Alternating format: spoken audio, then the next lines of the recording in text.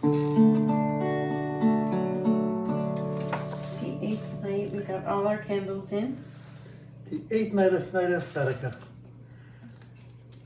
8 candles plus the shamus, the helper. 9 flames. Actually not. Actually 1 flame in 9 places. And so, See if we can do this without knocking them over. no chance.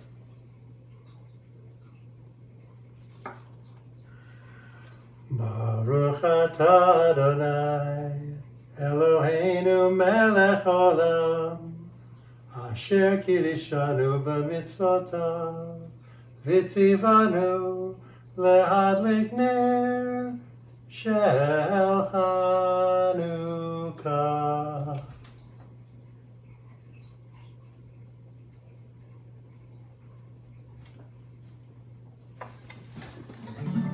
Baruch atah Adonai, Eloheinu melech olam, she'asa nisim lavoteinu, bayamim hahem, b'hazman hazeh. Hanerot halalu, anu matlikim, al hanisim v'al haniflaot, ועל התשועות ועל המלחמות שעשית לאבותינו בימים ההם בזמן הזה. מצאו ישועתי לך נועל לשבח, תיקון בית תפילתי לשם תודה לשבח.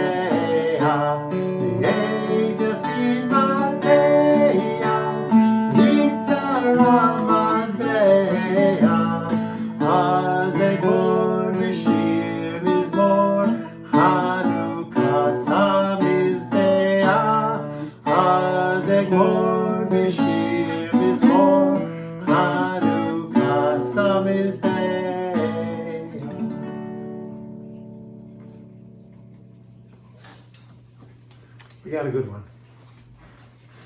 Tonight we've left the Spotted Pony behind, but we're staying with Eric Kimmel, who wrote a very well-known Hanukkah book called Hershel and the Hanukkah Goblins.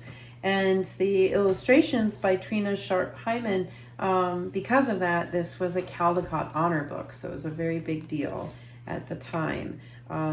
This was one of our favorites, and we hope that you enjoy that on our last night. It was the first night of Hanukkah. Hershel of Ostropol was walking down the road. He was tired and hungry. Nonetheless, his step was light. Soon he would reach the next village, where bright candles and merry songs and platters piled high with tasty potato latkes awaited him. But when he arrived at the village, it was silent and dark. Not a single Hanukkah candle could be seen. "Isn't tonight the first night of Hanukkah?" Hershel asked the villagers. "Oh, we don't have Hanukkah, Hershel," one of them answered sadly. "No Hanukkah? How can that be?" "It's because of the goblins. They haunt the old synagogue on the top of the hill. They hate Hanukkah. Whenever we try to light a menorah, the goblins blow out the candles. They break our dreidels. They throw our potato latkes on the floor. Those wicked goblins make our lives miserable all year long. But on Hanukkah, it's really bad." Hershel knew he must help the village people. "Well, I'm not afraid of goblins," he said. "Tell me how to get rid of them." "Oh, it's not as easy as you think," the rabbi warned. "You must spend 8 nights in the old synagogue. The Hanukkah candles must be lit each night, and on the 8th night, the king of the goblins must light them himself. That's the only way to break their power." "Oh, I'm not afraid, Rabbi," Hershel said. "If I can't outwit a few goblins, then my name isn't Hershel of Ostropol." The villagers wished Hershel good luck. They had no potato latkes to give him, so they packed several hard-boiled eggs for him to eat, along with a big jar of pickles. The rabbi gave Hershel a brass menorah, a package of candles, and a box of matches. And then the villagers said goodbye. because no one expected to see Hershel again. It was long past sundown by the time Hershel climbed to the top of the hill where the old synagogue stood. The crumbling building was gloomy and dark. Its rusty hinges squealed as Hershel opened the door. He shuddered. Well could he believe that goblins lived here. He put 2 candles in the menorah and set it on the windowsill. He struck a match and lit the shamus candle. He said the blessings and was about to light the other candle when he heard a voice. "Hey, what are you doing?" Hershel turned around. Here was a goblin, no bigger than a horsefly, with a long pointy tail and 2 little bat wings hovering in the air. "I'm lighting Hanukkah candles," Hershel said. "Tonight's the first night of Hanukkah." "Oh, no, it's not. We don't allow Hanukkah around here." "Oh, is that so?" said Hershel. "Well, who's going to stop me? A little pipsqueak like you?" "I may be little, but I'm strong," said the goblin. "Oh, really? Well, can you crush rocks in your hand?" asked Hershel. The goblin laughed. "Crush rocks? You're joking. Nobody's that strong." "I am. Watch." And Hershel took a hard-boiled egg from his pocket and squeezed it until the yolk and the white ran through his fingers. "And that's how hard I'm going to squeeze you if you try to stop me from lighting these candles." The little goblin's eyes opened wide, since in the dim light the egg looked exactly like a rock, and the goblin shook with fear. "You leave me alone," he squeaked. "Gladly," said Hershel, "if you let me light my candles in peace." "All right," said the goblin. "One night won't make a difference, but you better not be here tomorrow. Big, scary goblins are coming, and they're much bigger than I. If they catch you lighting Hanukkah candles, you'll be sorry." "We'll see about that," Hershel said to himself, and he lit the first candle. On the second night, another goblin appeared. This one was big and fat and waddled like a goose. Hershel was finishing his dinner of pickles and hard-boiled eggs. "Have some pickles," he said to the goblin. "Pickles? Here, catch." Hershel tossed him a sour pickle. The goblin caught it in his mouth and swallowed. Pickles are good. Do you like them? I have plenty in this jar. Take all you want." The greedy goblin grabbed as many pickles as his claws could hold, but when he tried to pull his fist out of the jar, he couldn't. "I'm stuck," the goblin shouted. "You put a spell on me. You put a spell on this jar. It's holding me fast." "That's right," Hershel said, laughing, "and it's a very powerful spell. You came here tonight to stop me from lighting Hanukkah candles, so now I'm going to light them while you stand with your hand in that jar and watch. How do you like that?" "No, no," the goblin screamed. "I hate Hanukkah." "Well, too bad. You'll have to get used to it." Hershel said the blessings and lit the candles slowly. Then he sang all his favorite Hanukkah songs. The goblin wailed and carried on so much, Hershel finally decided to let him go. "Shall I tell you how to break the spell?" Yes, I can't stand it anymore." "Let go of the pickles. Your greed is the only spell that's holding you prisoner." The goblin let go of the pickles. His hand slipped right out of the jar easily. Oh, how that goblin raged. He had stood with his hand in a pickle jar while Hershel lit the Hanukkah candles. Under his nose, the furious goblin stamped his foot so hard that he shattered into 1,000,000 pieces, and the wind blew them all away. The third night came. Hershel felt something watching him as he set the candles in the menorah. Instead of lighting them, he began playing with the dreidel. An hour passed. Hershel looked up. Sitting across the table was another goblin. This one had a fiery red face and 2 enormous horns. "It's getting late," the goblin said. "When are you going to light your candles?" "Later. There's plenty of time." Hershel spun his dreidel. "This is more fun." "What are you playing with?" the goblin asked. "It looks like a top."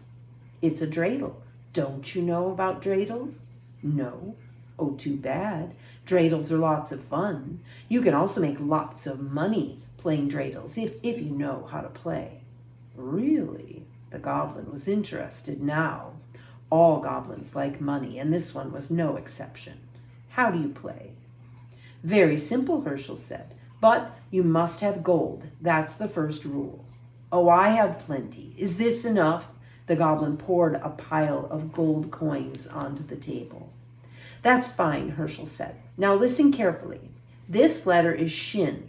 If it comes up, you give me a handful of gold. This letter is hey. If it comes up, you give me half your gold.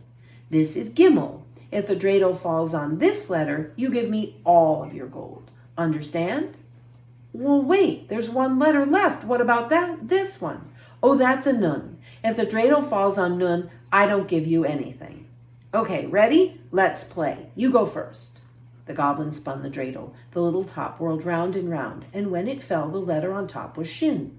Oh, too bad, Hershel said, taking a big handful of the goblin's gold. Try again. Maybe you'll have better luck. This time it fell on hay. Oof, this isn't your night, Hershel said, helping himself to half the goblin's gold. One more time. Your luck is bound to improve. And once again, the goblin spun, and this time the dreidel landed on gimel. Ooh, too bad, Hershel sighed as he took all the rest of the goblin's gold. Would you like me to spin? Yes, the goblin grumbled. He was very unhappy about losing his money. Hershel spun the dreidel. This time the letter nun was on top. Oh my, I don't give you anything. I get to keep all the gold. Say, that was fun. You got some more gold? We can play again. What about the Hanukkah candles? We'll light them later. There's plenty of time. Well, not for me, the goblin said. I'm leaving now. I don't like this game. I don't like Hanukkah, and I don't like you. Don't go, Hershel pleaded. I know lots of games. Stay a while. We'll have fun. Goodbye. The goblin spread his wings, swooped out the door, and flew off into the night.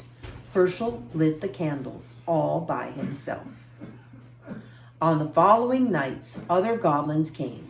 One had 6 heads. One had 3 eyes. All were terrible and fierce. They growled and roared and changed themselves into horrible shapes. They tried to stop Hershel from lighting the Hanukkah candles, and Hershel fooled them all.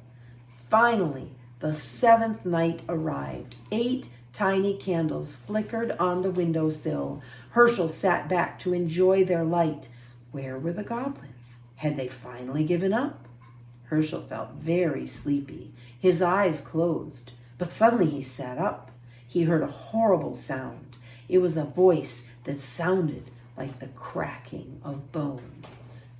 Happy Hanukkah, Hershel of Ostropol. Who is it? Who's there? Don't you know who I am, Hershel?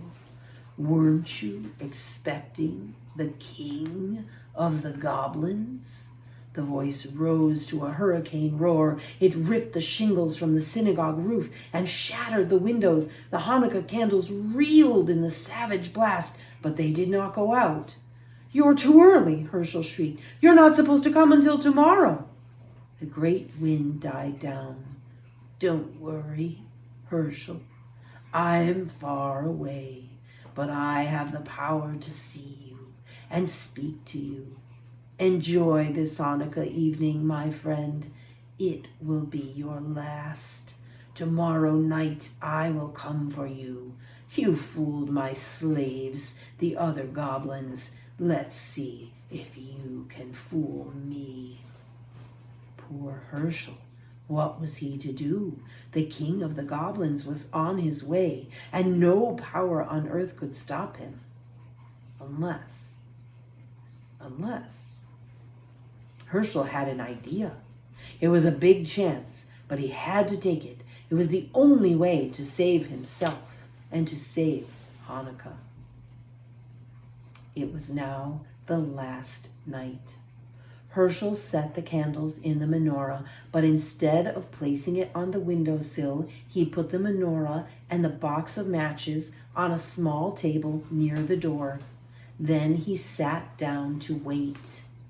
Night fell. It grew dark as pitch inside the gloomy old synagogue. Outside, the whole world lay cold and silent.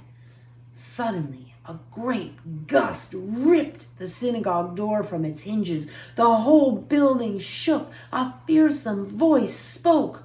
Hershel of Ostropol! Did I hear something? It is I, the king of the goblins. Hershel laughed. Don't be silly. You're one of the boys from the village. You're just trying to scare me. I am not a boy. I am the king of the goblins. Ha!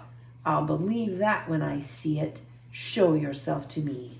Behold, I stand before you. Do you believe me now? Hershel tried not to look. Even in the darkness, he could make out the outline of a monstrous shape filling the doorway, a figure too horrible to describe. But he pretended not to care. It's too dark. I can't see anything. There's a candlestick and some matches over by the doorway. Why don't you light a few candles and I'll see what you really are? Indeed, you shall. The match flared. The shamus candle caught the flame. Hershel's blood turned to water at the awful sight before him, but he did not lose courage. Master of the world, he silently prayed, thou who created the heavens and the earth and the spirits of the air, stand by me now. And then he addressed the goblin. It's still too dark. What are you afraid of? There's plenty of candles. Just light those candles over there. Light them all. A hideous hand took the shamus candle and lit the others one by one. Hershel felt himself growing faint, but he forced himself to look. His eyes grew wider and wider as each candle caught the flame. 6, 7, 8.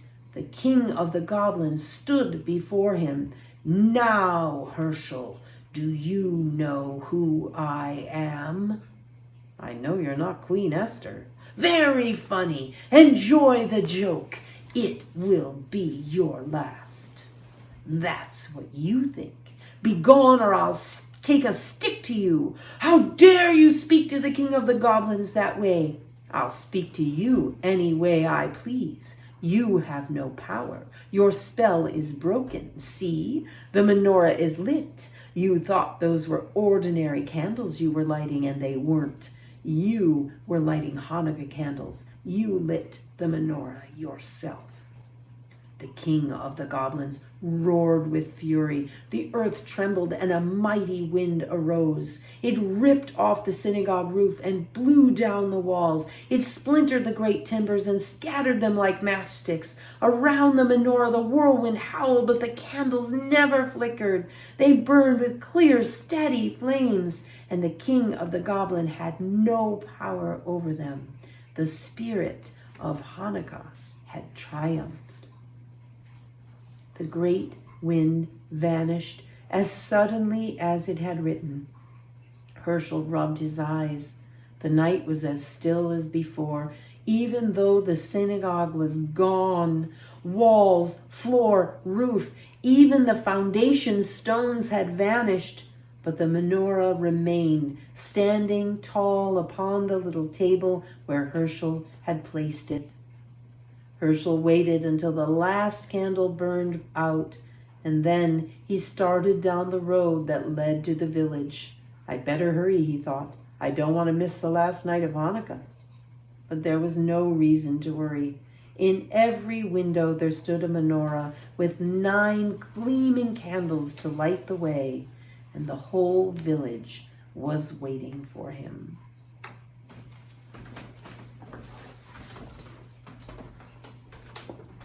A favorite. That's the best one. It's the season of light. Light candles to pierce the darkness. We're going to come through the darkness of 2020. The light's here, the light's coming, the light's going to get stronger. Thank you. Thank you for coming and being part of this with us. A happy Hanukkah. And we'll see you on the other side.